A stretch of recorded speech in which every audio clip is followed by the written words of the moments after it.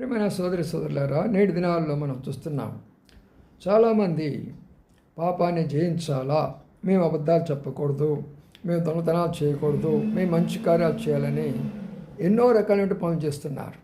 రకరకాల యజ్ఞాలు హోమాలు చేస్తుంటున్నారు, రకరకాలైనటువంటి అభ్యాసాలు చేసుకుంటున్నారు, సాధనాలు చేస్తుంటున్నారు.